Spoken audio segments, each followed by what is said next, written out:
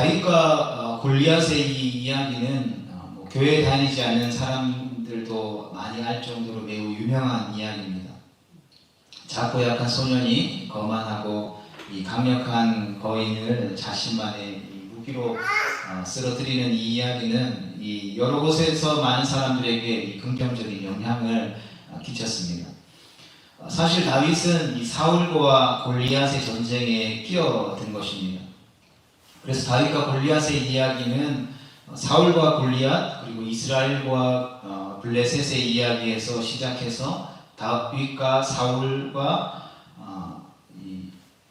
다윗과 골리앗, 그리고 이스라엘과 다윗, 블레셋과 다윗의 이야기로 이제 확장되어지는 것이죠. 그런데 또 이야기는 그들만의 이야기로 끝나지 않습니다. 사울, 다윗, 골리앗 모두가 공통으로 언급하고 관계를 맺는 대상이 있습니다. 그거는 바로 하나님이시죠. 그리고 하나님이 이 이야기의 중심에 계시다는 것입니다. 하나님은 본문에 등장하는 모든 사람들과 다양한 관계를 맺으십니다. 사울과 이스라엘은 하나님과 관계를 맺고 있습니다. 그러나 그들에게는 하나님을 향한 진실한 믿음을 발견할 수 없었고 오히려 종교적인 형식만을 발견할 수 있을 뿐이죠. 반면 다윗은 실제로 하나님을 믿으며 그 능력을 경험하는 살아있는 하나님의 백성으로 서 있게 됩니다. 이 골리앗과 블레셋은 이 하나님을 향해서 저항하고 대적하며 하나님의 백성들을 공격하는 세상으로 대비되죠. 이 세 가지의 모습은 오늘 우리 자신의 모습과 또 우리 주변 사람들의 모습이기도 합니다. 이 중에 앞에 두 모습은 교회 안에서의 모습일 것이고 또 세 번째의 모습은 교회 밖의 모습일 것이죠. 교회 안에서는 그저 형식만 있고 아무런 믿음과 능력과 은혜를 경험하지 못하는 모습, 곧 종교적인 신앙생활을 하거나 하나님께서 함께 하시며 참된 믿음을 소유하고 또 그 안에 거하는 복음 안에서의 신앙생활 둘 중에 하나일 뿐인 것이죠. 그래서 오늘 이 말씀을 대하면서 다시 한번 더 우리가 점검하기를 원하는 것은 우리의 위치는 어디 있느냐라는 것이죠. 하나님과 우리는 어떠한 관계를 맺고 있느냐라는 것입니다. 하나님과의 관계는 우리의 삶의 중심에 누가 있는지를 결정하는 것이죠. 그리고 사무엘상 1장 1절부터 시작해서 지금까지 한결같이 계속해서 이 사무엘서의 말씀을 통하여서 하나님과의 관계를 이야기하고 중심에 하나님이 계시냐 아니면 다른 어떠한 것이 계시냐 그리고 하나님이 계실 때 일어나는 일과 하나님이 없을 때 일어나는 일들을 극명하게 대조시켜 보여주고 있느냐는 것이죠. 그래서 삶의 중심에 누가 있느냐에 따라서 극명하게 달라지는 삶의 모습을 보게 되는 것이죠. 어떤 사람들은 자기 중심에 하나님을 모시고 그 하나님께서 베풀어 주시는 은혜의 빛을 따라서 세상을 바라보고 또 해석하고 살아가지만 어떤 사람들은 자기의 중심에 골리앗이나 세상을 두기도 하고 어떤 경우에는 자기 자신을 두기도 하는 것이죠. 우리의 삶의 중심에는 계속해서 이 사무엘상이 질문하는 것이죠. 누가 자리하고 있느냐라는 것이죠. 우리의 삶의 주인은 누구시냐라는 것이죠. 우리가 예배하는 함께 신앙생활하는 교회의 중심이 누구냐라는 것이죠. 목사이냐 성도이냐 아니면 하나님이시냐 이것을 계속해서 끊임없이 우리에게 질문하고 질문한다는 것이죠. 우리가 이것에 대한 해답은 너무나도 잘 알고 있지만 그것이 우리의 머리에서부터 시작되어져서 우리의 마음의 중심까지 오는 데에는 굉장히 먼 거리에 있다는 것을 보게 됩니다. 결국 다윗과 골리앗의 이야기는 오늘날을 살아가는 우리의 삶에 관한 이야기인 것이죠. 이스라엘 수천 년 전에 있었던 고대 근동 지방의 한 전쟁에 있었던 그 영웅담을 우리에게 들려주는 것이 아니라 오늘 21세기 2023년 3월을 살아가는 우리의 삶의 중심에 주인이 누구인지를 묻고 있는 것이죠. 누구를 중심에 두고 누구의 말씀을 따라서 누구를 위하여서 우리가 살아가고 있는지를 이 말씀이 우리에게 질문해 주고 있다는 것이죠. 블레셋과 이스라엘이 이제 전쟁을 하게 되는 것이죠. 사무엘상 17장에 기록된 전쟁은 그 양상이 이전에 있었던 전쟁과는 많이 다른 것을 보게 됩니다. 그리고 그 이유는 바로 골리앗이라는 거인 장수 때문입니다. 성경은 그는 싸움을 도두는 자다라고 표현하고 있습니다. 이는 그저 사람들의 사기를 복돋아주고 응원하는 수준을 넘어서는 의미인 것이죠. 오히려 군사 지도자로서 어떠한 한 무리들을 대표하는 대표자를 뜻합니다. 모든 군사들이 맨 앞에 서서 적군을 대하고 자기 군대의 위험과 힘을 과시하는 존재이죠. 모두를 대표하니까 가장 뛰어난 자일 테고 적군 앞에 홀로 서야 하니까 가장 용기 있는 자여야 할 것이고 때로는 가장 먼저 전쟁에서 죽을 수 있기 때문에 어쩌면 가장 헌신된 자라고도 할 수 있을 것입니다. 자기 뒤에 있는 모든 무리의 군대의 지지와 응원을 한몸에 받으면서 자기 나라와 군대와 전우를 위해서 앞장서야 하는 어쩌면 위대한 인물이라는 것이죠. 블레셋 사람들에게 골리앗은 어쩌면 대장이었고 왕 이상이었고 신의 대리자의 역할을 감당하는 존재였다는 것이죠. 또한 성경은 골리앗을 가드 사람이다라고 소개합니다. 사무엘상 7장 14절에 보면 가드는 이스라엘 사람들에게 점령당했던 도시입니다. 그런데 지금 그 도시 출신이 이스라엘을 벌벌 떨게 하고 있는 존재로 나타나게 된 것이죠. 무엇을 의미하냐면 블레셋이 이스라엘을 몰아냈고 그 힘을 다시 회복했음을 강하게 보여주는 장면이라는 것이죠. 하나님이 우리에게 정복하게 하시는 삶의 영역들이 있다는 것이죠. 그러나 그것이 우리가 하나님을 중심으로 하고 하나님을 의지하지 않을 때에 그것을 다시 도로 빼앗길 수 있다는 것을, 빼앗기는 수준을 넘어서 그것이 우리의 삶의 올무로 다시 돌아오게 될 수 있다는 것을 영적으로 우리 가운데에 보여주고 있다는 것이죠. 그리고 마찬가지로 이스라엘은 그 가드 사람 골리앗을 통하여서 이스라엘이 벌벌 떨고 있게 된다는 것이죠. 블레셋이 이스라엘을 몰아냈기 때문에 그 힘을 다시 회복했다라는 것을 강하게 보여주는 장면이라는 것이죠. 그의 길은 6급이 타고도 한 뼘이라고 이야기하죠. 2m 한 50 정도에서 3m에 이르는 키, 정확히 알 수 없지만 그 정도로 모든 블레셋 사람 중에 컸다라는 것이죠. 사울이 아무리 키도 크고 잘생겼다고 하지만 사울과 비교 안 되는, 성경에서 표현하고 있는 것처럼 그의 무기와 갑옷은 심상치 않다라는 거죠. 그 종류와 무게가 어마어마했다라는 것이죠. 무엇보다도 그 모든 것이 이스라엘에서는 볼 수 없었던 철부였다라는 것이죠. 그러니까 당시에 그냥 흔히 볼 수 있는 무기가 아니라 가장 앞선 기술을 가지고 있는 가장 강력한 무기를 들고 있었다는 것이죠. 무엇보다 그의 말이 굉장히 대단하다는 것을 보게 됩니다. 그는 대단한 선동가였습니다. 그냥 고함만 지르는 허세를 가지고 있는 그러한 외치는 소리가 아니었다는 것이죠. 그는 이스라엘 군대를 향하여서 너희는 사울의 신복이 아니냐라는 말로 이스라엘 군대와 사울을 조롱합니다. 게다가 그는 이스라엘 군대를 모욕함으로 하나님을 모욕하게 되죠. 골리앗의 말은 말 그대로 최고였다라는 것이죠.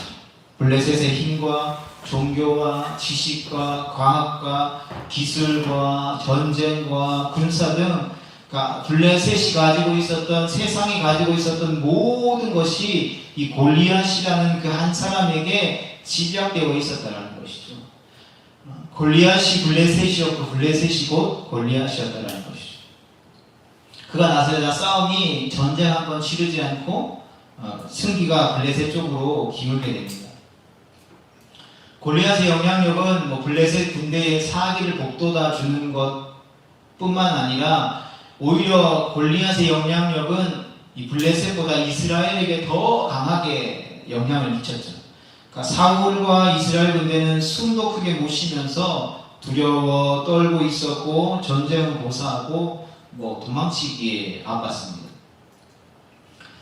이스라엘과 블레셋이 서로 마주 보며 진을 치고 있던 그 장소와 시간을 무엇보다 블레셋은 물론이거니와 이스라엘 사람들의 마음까지도 이 골리앗에게 완전히 장악해서 지배당했다라는 것이죠. 이 당시에 골리앗이 모두의 왕이었다라는 것입니다. 유진 피터스는 그의 주석을 통해서 이렇게 이 상황을 설명합니다. 골리앗이 북극성이 되어 모든 것의 위치를 정해주고 있다라고 본문을 설명합니다.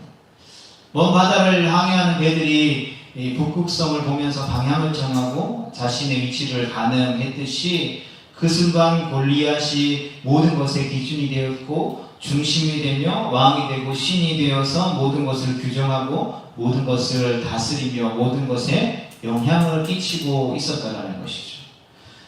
블레셋이야 원래 그렇다 치더라도 이스라엘마저도 그랬다라는 사실들을 우리는 눈여겨봐야 하는 것이죠. 마찬가지로 오늘날 우리가 살아가는 이 삶 속에서 우리에게 영향을 끼치고 있는 것이 무엇인지 우리는 주의 깊게 눈여겨볼 필요가 있다는 것이죠. 그러니까 이스라엘은 하나님의 백성이고 하나님의 자녀였습니다. 그들의 왕은 하나님이셨죠. 그들의 인도자가 하나님이셨고 그들의 자리는 하나님께서 정해 주셨습니다. 그들의 미래는 하나님의 손에 달려 있었고 그들의 생명과 승리와 영광은 하나님께 있었다는 것이죠. 그런데 이스라엘은 처음에는 겉보기 좋은 사울에게 그리고 이제는 거대하고 강력한 골리앗에게 마음을 빼앗겨 버리게 됩니다. 그들의 왕이신 하나님을 자신들의 마음에서 이렇게 밀어내 버렸다는 것이죠. 사람은 보통 가장 자기가 좋아하는 것을 가장 두려워하고 섬기게 되죠. 그래서 죄가 우리 안에 들어오기 전에는 우리가 하나님을 가장 사랑했고 오직 하나님만을 두려워하며 섬겼습니다. 이것은 단순히 공포감을 이야기하는 것이 아니라 그 뜻을 이루고자 하는 열심이며 더욱 깊은 관계를 맺고자 하는 갈망이었던 것이죠. 그런데 죄가 들어오고 난 이후에 우리는 하나님 아닌 다른 것을 더 사랑하고 두려워하고 섬기는 것이죠. 그래서 돈을 사랑하는 사람은, 돈을 의지하는 사람은 돈을 두려워하게 됩니다. 또 권력과 명예를 사랑하는 사람, 그것들을 의지하는 사람은 돈과 명예와 권력을 두려워하죠. 또 건강을 사랑하고 의지하면 건강을 잃을까봐 사람들은 두려워합니다. 이스라엘 사람들이 왜 지금 골리앗을 두려워하게 됐을까요? 그것은 골리앗이 가진 힘과 기술과 돈을 사랑하고 의지하고 믿었기 때문인 것이죠. 그러니까 이스라엘이 사랑해야 할 대상은, 이스라엘이 가장 두려워하고 섬겨야 할 대상은 오직 하나님뿐이었다는 것이죠. 그러나 이스라엘은 하나님을 버려버리게 됩니다. 이것이 이스라엘의 실패였고 패배였다는 것이죠. 이스라엘에게 있어서 전쟁은 칼과 창으로 하는 전쟁이 아니기 때문이라는 것이죠. 그래서 이스라엘이 패배하고 실패한 것은 창과 칼로 하는 전쟁에서 진 것이 아니라 이 믿음의 싸움에서 졌던 것이죠. 그들은 자신들의 영토에서 골리앗과 블레셋을 밀어내기 위해서 하나님께 다시 한 번 더 마음을 돌려드리기 위해서, 하나님께서 다시 그들의 왕이 되시기를 위해서, 하나님께서 그들을 다스리시고 통치하시고 승리하게 하시기 위해서 싸워야 했다라는 것이죠. 마찬가지로 성도된 우리도 이러한 믿음의 싸움을 싸워야 하는 것입니다. 오늘 우리가 살아가는 우리도 이 믿음의 싸움을 싸워야 하는 것이죠. 오늘 살아가는 우리의 현실에서도 우리도 이 공격을 받고 이 도전을 받고 있다는 것이죠. 그래서 우리도 믿음의 싸움을 싸우며 나아가야 하는 것입니다. 그때 이제 전쟁터의 한 가운데에 다윗이 나타나게 됩니다. 그리고 나타나서 한다는 소리가 무엇입니까? 하나님의 이름으로 골리앗을 물리치겠다라고 이야기하죠. 괜찮으면 성경책 17장 45절로 47절까지 말씀을 한번 읽어보겠습니다. 17장 45절로 47절입니다. 함께 보겠습니다. 다윗이 블레셋 사람에게 이르되 너는 칼과 창과 단창으로 내게 나아오거니와 나는 만군의 여호와의 이름 곧 내가 모욕하는 이스라엘 군대의 하나님의 이름으로 내게 나아가느라. 오늘 여호와께서 너를 내 손에 넘기시리니 내가 너를 쳐서 내 목을 베고 블레셋 군대의 시체를 오늘 공중의 새와 땅의 들짐승에게 주어 온 땅으로 이스라엘의 하나님이 계신 줄 알게 하겠고 또 여호와의 구원하심이 칼과 창이 있지 아니함을 이 무리에게 알게 하리라. 전쟁은 여호와께서 한 것인즉 그가 너희를 우리 손에 넘기시리라. 아멘. 우리가 너무나도 잘 알고 있는 다윗의 신앙의 고백이죠. 그런데 다윗이 소위 말해서 꿈 같은 소리를 하는 것입니다. 가장 비현실적인 소리를 하는 거죠. 그러니까 이스라엘의 왕과 훈련된 군사들마저도 포기하고 숨죽이고 있는 현실이었습니다. 이런 이스라엘 백성들 안에서 날고기는 군사들이 없었겠습니까? 유명한 장수들이 없었겠습니까? 똑똑한 학자들이 없었겠습니까? 그들이라고 아무 생각 없이 그냥 멍하니 앉아 있었을까요? 나름대로 지금의 상황과 형편을 따져서 판단하고 있는 것이죠. 가장 현실적이고 가장 이성적으로 판단했기 때문에 그 골리앗 앞에서 두려워하고 떨고 있었다는 것이죠. 그런데 양이나 치고 심부름이나 하던 어린 녀석이 형들에게 무시당하고 아버지로부터 종 취급받던 어린 녀석이 갑자기 전쟁터에 뜬금없이 와서는 세상 물정 모르는 소리를 하게 됩니다. 다윗의 모습을 보고 그의 가족조차도 아무런 소망을 품지 못했는데 세상 사람들이라고, 그를 알지 못하는 사람들이라고 오죽했겠습니까? 볼품없는 아이가 저 거대하고 강력한 골리앗에 맞서 싸우겠다라고, 심지어 그를 쓰러뜨리겠다라고 선포합니다. 너무나 이상적이면서도 허황되면서도 환상에 사로잡힌 것 같은 소리를 하게 되죠. 우리가 신앙생활 하다 보면 이렇게 다윗처럼 이성적이지 않고 현실적이지 않은 허황된 믿음의 이야기를 하는 사람들을 왕왕 보게 됩니다. 그리고 그러한 이야기를 하는 사람들에게 세상 물정 모른다라고 많이들 이야기하죠. 그러나 성경은 그때의 그곳에 있던 그 누구보다 다윗이 가장 현실적이었다라고 평가하고 있습니다.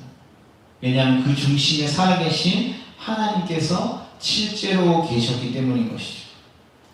자신의 눈으로, 골리앗의 눈으로 정치와 군사와 전쟁과 무기와 현상의 눈으로 사람들이 바라보는 현실의 눈으로 세상을 바라보는 것이 아니라 하나님의 눈으로, 믿음의 눈을 들어 영적인 세계를 바라보았더라는 것이죠. 그리고 함께 하시는 하나님을 믿는 믿음으로 그 현실을 살아냈다는 것입니다. 그래서 그에게 있어서, 다윗에게 있어서 믿음이라고 하는 것은 어떤 지식체계나 어떤 논리적인 말이나 어떤 허황된 것이 아니라 실제였다는 것이죠.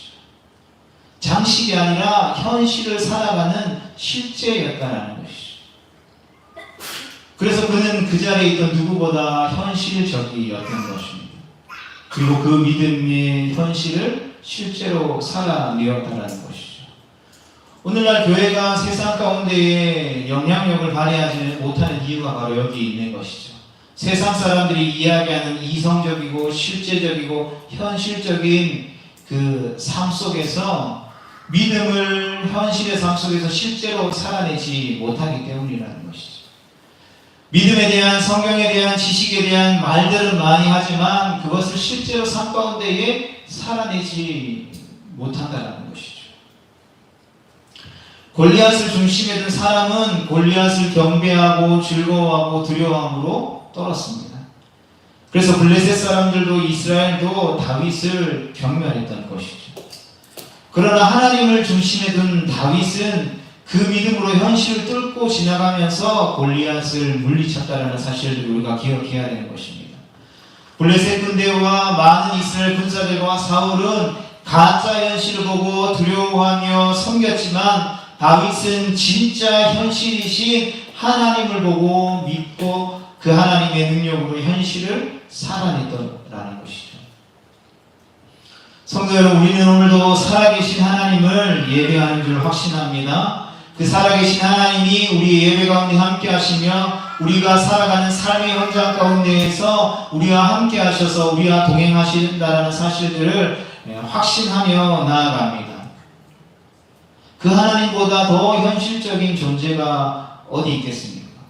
살아계신 하나님의 능력과 지혜보다 더 강력한 현실을 살아가는 우리에게 있어서 힘이 어디 있겠습니까? 성도들, 오늘 예배하는 우리의 중심에 누가 자리하고 있습니까? 바라기는 하나님을 우리의 마음의 중심에 두고 우리의 삶의 주인으로 모시고 살아갈 수 있는 우리 모두가 되어질 수 있기를 주님의 이름으로 축복합니다. 마치 골리앗처럼 우리를 속이고 넘어뜨리고 좌절하게 하는 세상의 현실에 속아 넘어가지 않기를 축복합니다. 그 현실 위에 계시는 하나님, 그 현실을 다스리고 통치하시는 만왕의 왕이 되시는 하나님, 그 모든 현실의 조성자이시며 창조주이신 그 하나님이 우리의 아버지가 되심을 믿으며 나아갑시다. 당신의 아들을 죽기까지 십자가에 내어주신 그 사랑이 오늘도 변함없이 우리를 붙들고 있음을 확신하시기를 축복합니다. 그러하기에 우리는 우리 눈앞에 있는 골리앗을 물리칠 수 있는 것입니다. 골리앗을 두려워하지 않고 골리앗의 견고한 진을 뚫고 돌파해 나아갈 수 있는 것입니다.